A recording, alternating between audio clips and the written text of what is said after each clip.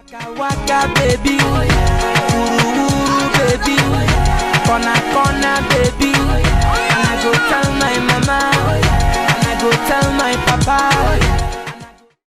Hello everybody, my name is Flavour from Nigeria, Africa. I'm a musician.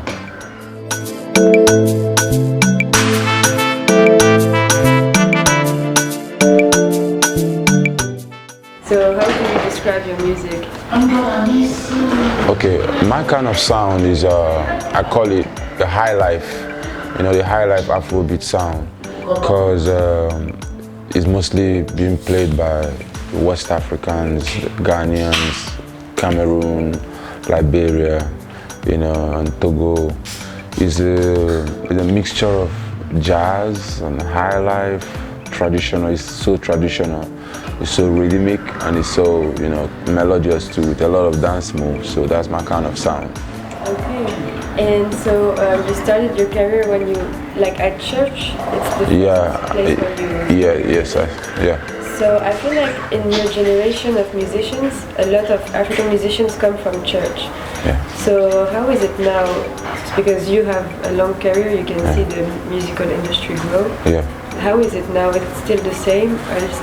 I think that the church still produce some good musicians from the start, even till now, because it's always like the foundation, because the choir is there, and that's the first place you can access musical instruments.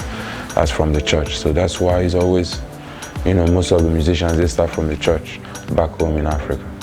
Okay, and so when you were at church, you started with playing instruments. Yeah. So what got you to singing after that? Look, I never knew I was going to sing, but I was doing backup vocals for lead singers. Most of the bands that I played in, I did backup vocals for the lead artists. And I never thought I was going to be a singer, start my own thing, until I started producing. Okay. So when I started producing, I got the opportunity to work with different artists, singers, rappers, and sometimes when they come, I can create the hook and end up singing it. So from then, I saw the songs become hits, back home, and I was like, yeah, if I can do this for these guys, then I think I need to start doing my stuff. So from then, I started going to the studio more often to record my own songs. I tried a couple of things, it didn't work out because initially I was still looking for that sound, my sound, but later I found it, and then the rest is history. How did you find it? Okay, I was like, everybody back home at that time was doing the contour, the R&B fused with some kind of Afro beats and all that. But I was like, I need to make my sound a bit cultural, traditional, so that if I inculcate it in my sound, it helps it go faster and it makes it richer. You understand? So I started working on that kind of sound, that richness. I started looking for that richness in sound, and then I found it. Like I said, I'm a producer, and it was easy for me because I play instruments too. So I found that sound, and I started working on it. I started doing songs that, that I have to swing to the high life, soca, jazz. That's my kind of sound.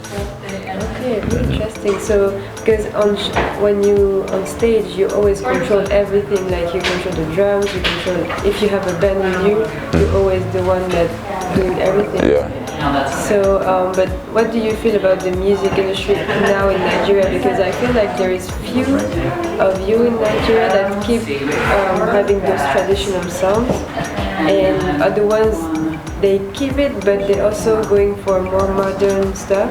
So what do you feel about it today? It depends on what you want to achieve, But I strongly feel that the great ones that have done it in the past, the Fela and Nicola Bokuti, whatever sound they brought out, there's so much tradition and culture in it. And I believe that's what made it original and also exportable. because his sound was exportable. It was not so modern. Everything was like real traditional, cultural, you know, the music was rich, you know. Then they loved him like that. They put him everywhere on that high pedigree. So, and I don't think anybody has ever reached, any African artist have ever reached that kind of pedigree. You know, because we try to do so much modern things and, you know, forgetting that the only way we can be really accepted, not that they can hear us, they can hear you with anything you bring out, but if you want them to accept you, like accept your sound, there has to be some kind of, you know, culture in it and tradition. That's what I feel, you know, but it's a lot of work because you need to put so many things together to be able to achieve that. And like what, because Nigeria is almost the biggest music industry, like it's the biggest music industry in Africa, so what do you think exists in the Nigerian culture that make you guys so good in music, or like so good at performing also and outcoming creatively? I think it's the mindset. You know, every Nigerian, we are hungry people, hungry for the hustle. You know, for anything we want to do, we want to put everything in it.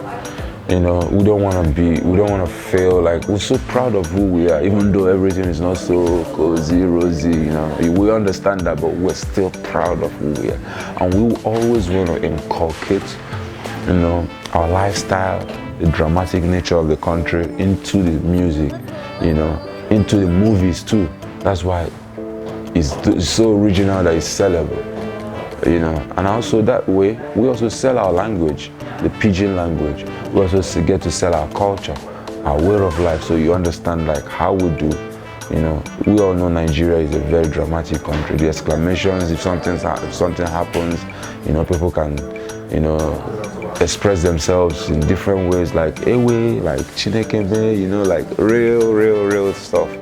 You know, so that way, because of the drive and the hunger, it pushes us to extra limits, you know, to push higher and further and see yourself like, yeah, you're kind of the giant of Africa.